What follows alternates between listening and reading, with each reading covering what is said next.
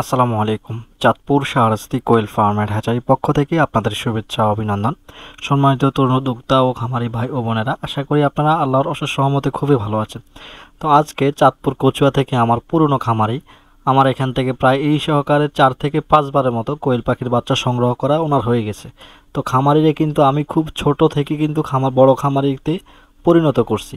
একবারে যুক্তিসঙ্গত পরামর্শ দিয়া, একবারে যেভাবে যেভাবে যত কিছু করা যায় আর কি, সব কিছু দিয়েই কিন্তু খামারিকে আমি ছোট থেকে আল্লাহর অশেষ রহমতে এবং কি আমার উছিলায় উনি বড় একজন খামারিতে পরিণত হয়েছেন।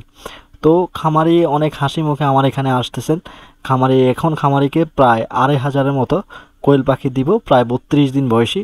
তো খামারি আসার আগেই কিন্তু পাখিগুলোকে রেডি করে ফেলছি। খামারির সাথে কথা হয়েছে যে ভাই আমি আয়সা দেরি করব না, আমি আয়সাই চলে যাব, আমাকে অবশ্যই পাখিগুলোকে সুন্দরভাবে বাছাই করে আগেভাগে রেডি করে রাখবেন, তাহলে যাতে আমি আসার পরে যাতে দেরি না হয়।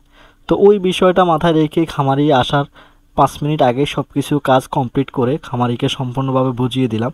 তো খামারি আমার এখানে খুবই মাধুর্য এবং সুন্দর ব্যবহার খামারির।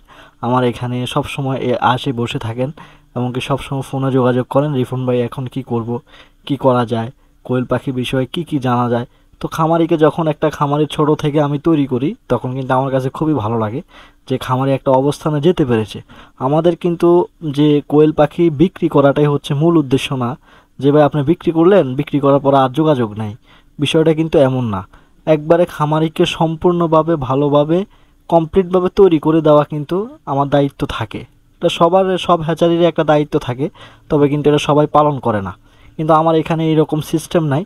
আপনার সময় মতো আমি যখন ফ্রি থাকি তখন আপনি যদি আমার এখানে কল দিয়ে থাকেন, আমার পুরনো খামারে, ইনশাল্লাহ আপনিও পরামর্শ পাচ্ছেন, যারা নেবেন তারাও পাবেন।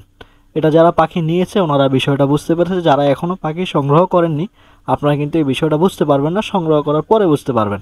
দেখা গেছে যে মেল ফিমেল 2-1%, 5% এদিক সেদিক হবে, কিন্তু আপনার পরামর্শটা আমার এখান থেকে যথেষ্ট পরামর্শ আপনি পাবেন, যে পাখি নেওয়ার পর একটা নতুন খামারে কিভাবে দাঁড়াবে, কিভাবে পাখি সংগ্রহ করার পরে কি দায়িত্ব থাকে, এবং কিভাবে খাবার পানি, ওষুধ, মেডিসিন, তুষ ম্যানেজমেন্ট সব কিছু ইনশাল্লাহ চাঁদপুর শাহরাস্তি কোয়েল হ্যাচারি থেকে বুঝিয়ে দেওয়া হয়। এবং খামারিকে যে আমি তৈরি করছি এটা কিন্তু একদিনে হয় নাই। আমার এখানে যে খামারিটা আসছে উনি কিন্তু 200 পাখি দিয়ে প্রথমে খামারের যাত্রা শুরু করেছে। 200 পাখি থেকে এখন বর্তমানে তার খামারে প্রায় 4000-এর মতো পাখি আছে, আরও 1500 পাখি খামারে আছে। বর্তমানে উনি প্রায় 2500 পাখি নিচ্ছেন।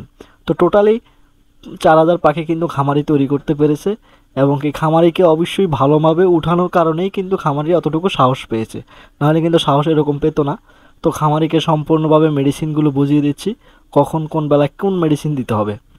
বেসিক্যালি যারা চাঁদপুর শাহরাস্তি কোয়েল হ্যাচারি থেকে বাচ্চা সংগ্রহ করেন, মেডিসিন কমপ্লিটভাবে আমি কিন্তু বুঝিয়ে দিয়ে থাকি, এমনকি বাড়তি মেডিসিন আমি লিখে দিই, যে যাতে করে আপনার সমস্যা হলে আমাকে কল দিতে না হয়, এবং কি ওই যে প্রেসক্রিপশনটা দেই ওটা দেখে যেন আপনি খুব সহজে বিষয়টা জানতে পারেন, সেই বিষয়ে আমি কিন্তু টোটালি সব কিছু লিখে দিই।